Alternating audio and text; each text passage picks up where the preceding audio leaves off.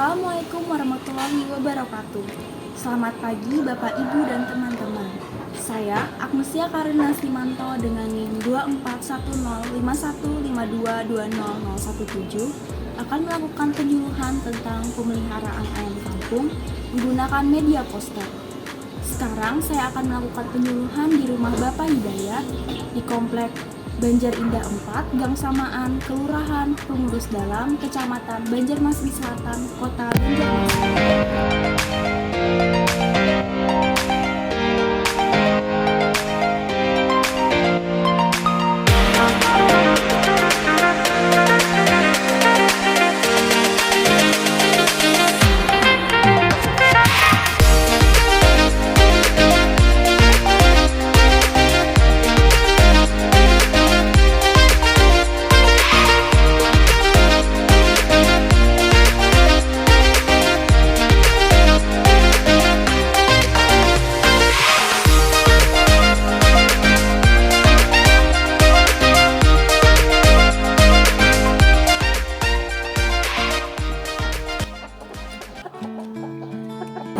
Bersama dengan Om Hidayat yang telah merawat ayam kampung. Kalau boleh tahu Om, sejak kapan Om telah merawat ayam kampung? Ya, kurang lebih 2000, tahun 2000 gitu. Apakah sulit Om untuk memelihara ayam kampung dan merawatnya? Kalau dibilang sulit, ya sulit.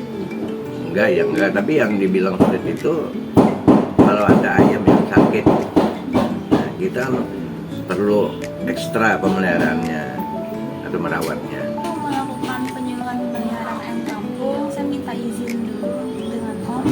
Apakah boleh Om? Oh ya, kebetulan Om ini perlu pendapat atau penyuluhan yang datang.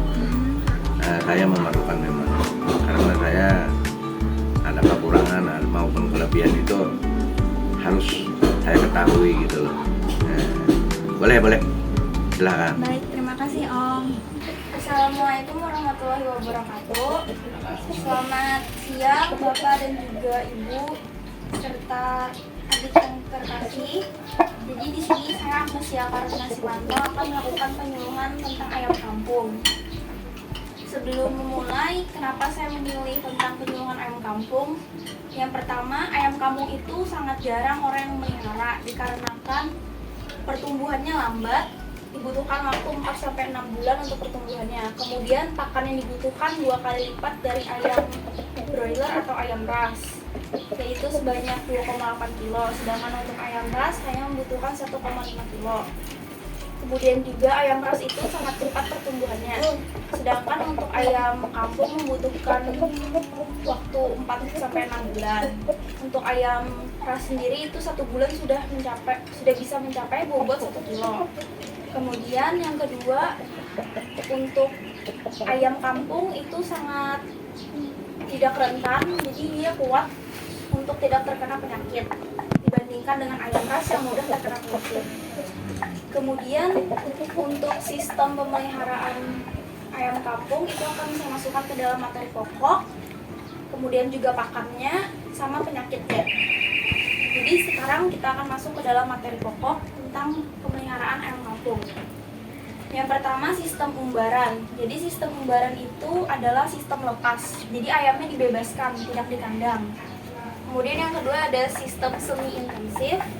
Jadi sistemnya itu ayamnya di kandang tetapi beberapa saat dikeluarkan. Kemudian yang ketiga sistem intensif. Jadi sistem intensif itu pengontrolan pakan dan juga kesehatannya lebih ketat lagi. Jadi ayamnya juga berada di dalam kandang, tidak ada dilepas. Setelah itu pemberian pakan. Jadi pemberian pakan untuk ayam kampung itu menggunakan energi sebanyak 2.900 kilokalori atau bahkan sampai 3.000 kilokalori sesuai dengan bobot ayam kampung tersendiri. Nah, kemudian untuk protein kasarnya dibutuhkan 18-19% dari pakan. Kemudian untuk ayam yang berusia 0-2 bulan itu diberikan pakannya bisa dedak, bisa tepung, bisa sorghum atau jagung. Kemudian yang berusia 2-4 bulan diberikan dedak, kemudian juga pakan broiler, sama juga jagung dengan perbandingan 1:3:1. 1 pakan broiler, 3 itu dedak, dan satunya lagi jagung atau tepung. Kemudian untuk usia yang lebih dari 4 bulan itu diberikan pakan layer dan juga pakan dedak. Jadi dengan perbandingan 1:2. Jadi pakan layarnya 1, dedaknya 2. Kemudian yang terakhir ada ayam petelur. Jadi ayam petelur ini berbeda, diberikan pakan perbandingan 1:1. Jadi layer 1, dedaknya 1:1. Kemudian setelah itu kita masuk ke dalam penyakit ayam kampung. Jadi yang pertama ada penyakit tetelo atau MD. Jadi tanda ayam terkena tetelo ini pertama jalannya sempoyongan. Kemudian tidak memiliki nafsu makan, bulunya kusam disertai juga dengan mulut berlendir dan juga pilek. Nah, cara mengatasinya diberikan vaksin, kemudian pakan yang seimbang, sama kesehatan yang lebih lagi, sama juga kebersihan kandangnya diperhatikan. Nah, ayam yang terkena penyakit tetelo ini harus segera dikarantina karena akan menularkan ke ayam yang sehat yang lainnya. Kemudian ayam yang sudah meninggal karena penyakit tetelo itu harus dibakar karena penyakitnya masih bisa berkembang bakterinya menular. Kemudian yang kedua ada ngorok. Ngorok ini disebabkan oleh bakteri Haemophilus paragalinarum. Kemudian bisa juga karena perubahan cuaca, kelembapan udara yang tinggi, kemudian kondisi kandang yang tidak bersih. Kemudian tandanya ayam ngorok ini pertama mengeluarkan suara ngorok, kemudian hidungnya berlendir, warnanya putih tapi lama-lama bisa berubah jadi kuning. Kemudian di sekitar hidungnya berkerak warna kuning. Nah, kemudian ayam ngorok ini matanya juga beda sama ayam biasa, matanya tertutup. Jadi dia terlihat seperti mengantuk terus. Kemudian cara mengatasinya diberikan vaksin, kemudian kebersihan kandangnya diperhatikan. Kemudian pemisahan ayam berdasarkan umur itu juga berpengaruh terhadap penyakit ayam ngorok. Jadi untuk menguranginya ayamnya dipisahkan berdasarkan umurnya. Kemudian yang ketiga ayam lumpuh. Nah, ayam lumpuh ini bisa disebabkan karena kandang yang tidak tutup, bisa juga kandangnya kekecilan, tidak sesuai sama jumlah ayamnya. Kemudian juga kondisi cuaca yang ekstrim itu berubah, itu bisa menyebabkan ayam lumpuh. Kemudian misalnya ayamnya dilepas, kemudian ditabrak. Kemudian juga kualitas bibit, nah itu bisa menyebabkan ayam lumpuh. Cara mengatasinya bisa diberikan bawang merah dan bawang putih, kemudian diberikan gula merah, jahe, sama juga kakinya misalnya yang lumpuh diberikan kayu putih. Nah, kemudian yang terakhir itu ada snot. Snot itu dikarenakan perubahan cuaca.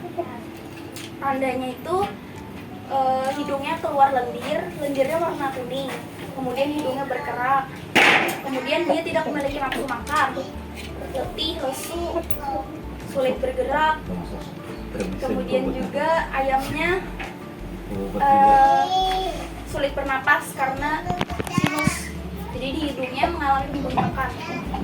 Cara mengatasinya dengan diberikan Sifamix. Sifamix itu untuk ayam yang sudah parah kena snot, atau bisa juga diberikan tumbukan jahe, kunir, kencur, atau pemberian susu bubuk. Nah, kemudian kita lanjut ke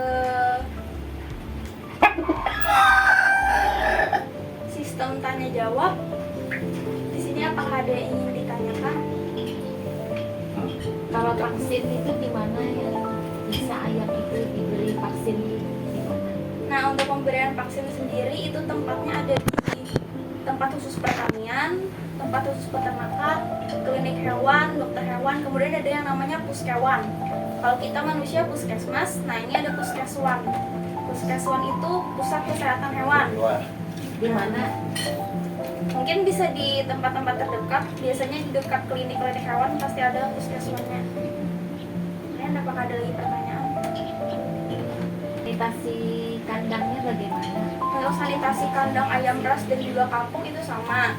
Yang pertama, pastinya pembersihan kotoran. Jadi bagaimana caranya kotoran itu tidak menumpuk di bawah kandang. Kemudian yang kedua, kandangnya rutin disemprot, dibersihkan pakai cairan sabun dan disinfektan. Kemudian yang paling penting itu mungkin kita bagi masyarakat awam tidak tahu untuk pemberian kapur. Jadi batu kapur itu bisa untuk mencegah bakteri tumbuh di kandang ayam. Kapur. Kalau saya punya ayam ini cukup jelas penjelasannya, cukup. Jelas kan? Dedak itu apa dedak? Nah, untuk dedak sendiri itu adalah kulit terluar dari padi. Jadi saat menggilingan padi itu pasti ada hasil dedak, atau bisa juga bahasa awamnya sekam, gabah. Udah kesimpulannya, jadi hari ini tentang penyuluhan pemeliharaan kampung. Yang pertama, manajemen pakan. Bagaimana frekuensi pemberian pakan. Frekuensinya itu pastinya bisa 2-3 kali sehari. Kemudian juga keseimbangan antara gizi pakan yang harus dikonsumsi oleh ayam. Kemudian ada frekuensi untuk vaksin. Kemudian yang paling penting itu adalah kebersihan kandang. Kemudian untuk pemeliharaan ayam itu pastikan untuk jangka yang besar itu pastikan memiliki finansial yang cukup supaya hasil yang didapatkan itu maksimal, efisien dan efektif. Nah, tujuannya untuk penyuluhan ayam kampung ini untuk meningkatkan produktivitas dan juga kualitas peternak ayam.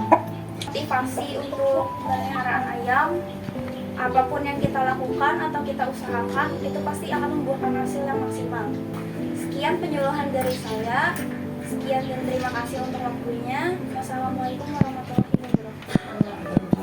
Terima kasih Om telah diberikan waktu dan juga izinnya untuk melakukan penyuluhan pemeliharaan ayam kampung. Setelah tadi materi yang telah saya paparkan, apakah Om sudah sedikit lebih mengerti atau menambah pengetahuannya? Oh iya, iya. Alhamdulillah, syukurlah. Ilmu saya akan bertambah, pengetahuan saya bertambah, sehingga saya coba-coba laksanakan nanti. Ya.